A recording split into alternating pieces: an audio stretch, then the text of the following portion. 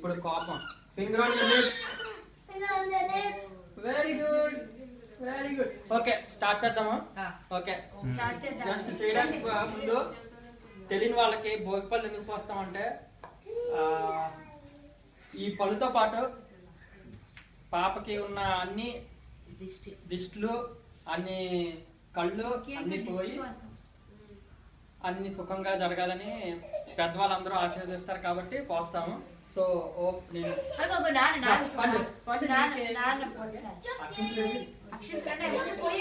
నిలబెట్టండి.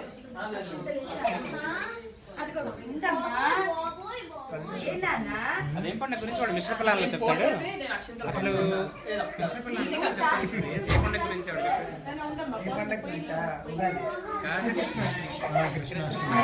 అంటే